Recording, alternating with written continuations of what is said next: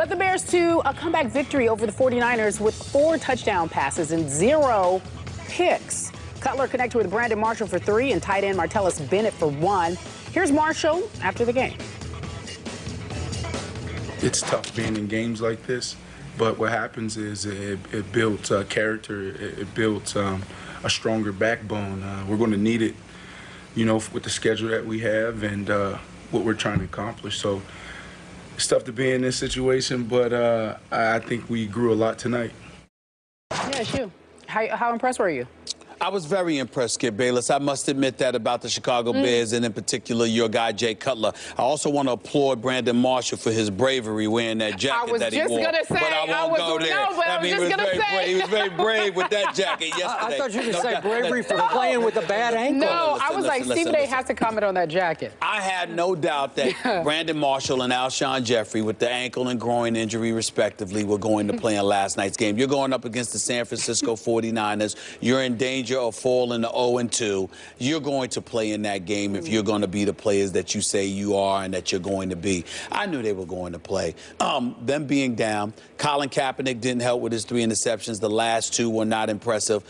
San Francisco, their offense is not that impressive. I mean, how many times are you going to look to Crabtree for crying out loud? I mean, you just got to find a way to get around that and to do what you need to do. Vernon Davis is out there for a reason. Bolden is out there for a reason. It ain't just Crabtree. I'm looking at their offense right now, and I'm not thoroughly impressed with what I'm seeing from the San Francisco 49ers. Their home crowd is just pathetic. I mean, I'm sorry. I have to call them out on national television. I mean, at certain points, I thought this was Soldier Field. Really? I mean, it was loud up in there. Every time Chicago made a play, I didn't hear boos. I heard cheers, okay? Something wrong with that home crowd. I kind of missed them at Candlestick Park because what I'm seeing is just not impressive. Their home crowd is just pathetic right now. Get it together, please. But let me get back to this team. The Chicago Bears, we know they have the requisite weapons. You got Cutler, you got Forte, you got Jeffries, you got Bennett, who scored a touchdown pass, you got Jeffries. They got weapons all over the place. They showed up last night. They could have easily folded. They didn't. Against San Francisco's defense, albeit devoid of Bowman, devoid of Aldon Smith and those boys, you know, still in all, you're a respectable defense, and you had a lead, and you couldn't hold it if you were the San Francisco 49ers because the Bears' offense showed up. And I look at them, balanced offensive attack. Jay Cutler spreading the ball, just 176 yards, but a 119 passer rating, which means he basically didn't beat himself. And I just looked at them and I said, you know something? This is the kind of team that could make some noise if they could be consistent. I'm still not sold on them, but last night they surprised me. I did not expect them to come back and win that game. They got it done. They deserve a lot of credit. All great points. Now, here's my bottom line takeaway from what I witnessed last night. And I stayed up for the last drop because it was good to the last drop. So did I.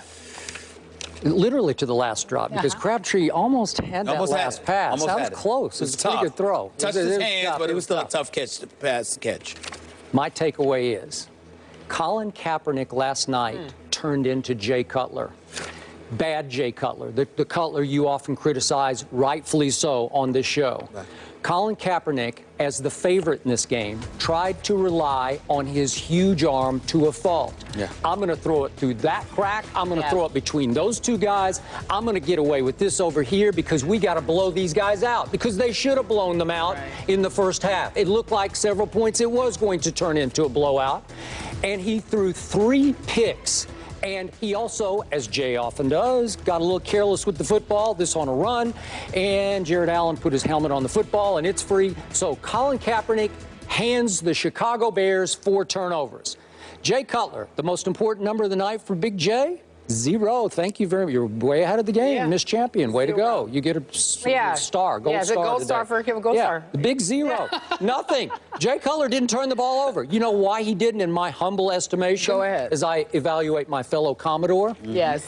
Jay Cutler knew that last night Alshon Jeffrey is dragging around a bad hamstring, and Brandon Marshall is hobbled on a really bad ankle. Neither one of them could run, so you can't force anything. You got to be, and I don't use these words too often with Jay Cutler, poised and patient.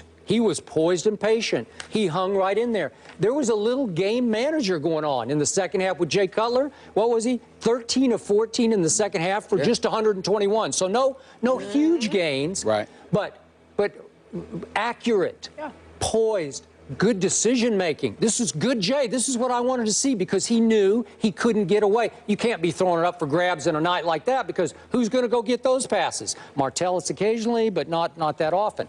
So to me, I love the way he played, and I got to point out this once again. A lot of people think Jay Cutler's kind of weak. He's a little soft. Nobody in this league has taken more punishment and jumped up from it over the last, 6 or 8 years than Jay Cutler has. And can we see that play that Dial got him last night? Remember this? Late in the first half? Boom! He gets the spear job right in the chest. Oh, that wasn't it. That wasn't it. Oh, let's show it again. Yeah. They showed it again. Yeah, that was it. There. Boom. And Chris Collinsworth immediately said, I'm not sure he's going to get up from this one. And I wasn't sure either. But Stephen A., did he not jump right up and throw a touchdown pass to Brandon Marshall? Well, listen. That got them back in the game? Listen, first of all, anybody that knows anything about football knows Jay Cutler's toughness. But at the same time, that doesn't mean you negate or neglect or engage in selective amnesia when it comes to that NFC Championship game against the Green Bay Packers, when suddenly all that toughness wasn't enough because you couldn't backpedal to throw in the pocket, but you could be on the sidelines riding a bicycle. That's what the knock against Jay Cutler was, because it's the closest you've ever been to a Super Bowl appearance. Okay. It's the one season you actually had a playoff victory in your entire career. All you needed was another one, and you were going to the Super Bowl, and you couldn't go after taking all the punishment over the years that you've taken in every other circumstance. But he was diagnosed by the Bears doctors with a sprained medial collateral ligament. I understand. And he said he couldn't plant and throw. When he stepped back to plant his right leg, it was buckling under him. And he said, I'm just going to hurt my team if I try to play. All right. You can look at it that way. I look at it as there's plenty of instances and circumstances where he was getting popped silly. He didn't even seem to be in his right mind. He was like a boxer that got up and received a standing 8 count and was still wobbling in front of the referee. And he still went out there and threw passes, albeit interceptions half the time. He still went out there and played. My attitude is, you in the NFC Championship game, you're a heartbeat away from the Super Bowl. Go for it. That's just me. That's just me, because he's always taking it. Now, if he had gotten injured and left games before, that would be different. But you take everything every other time, but you're a heartbeat away from the Super Bowl, you're in the NFC Championship game, and suddenly you can't go? I'm sorry. That's a hard issue to me. It's a hard issue to me. I cannot defend his playoff resume. No, you can't. But I can say that last night was a blueprint for good Jay Cutler. Sure. And if we could see more of that going forward, I think they have a chance to be pretty good. Well, I think if we can see more of that more often, you can say that about a lot of quarterbacks. The fact of the matter is, Jay Cutler hasn't given you any reason to expect to see that from him. It's about, 9 years and 1 playoff victory, very Tony Romo-esque. So I'm sorry. So after all those good things you said, Midwest. right? That's right. Go on. You said all those good things about Jay Cutler, but then you had to slam. He deserves the credit for last night's performance, but it was one night. Here's your cookie. Bayless says he was much of a game manager, dare he say, but in a good way. Martellus Bennett on Jay Cutler in the huddle, he said he absolutely was a game manager. He controlled everyone's emotions.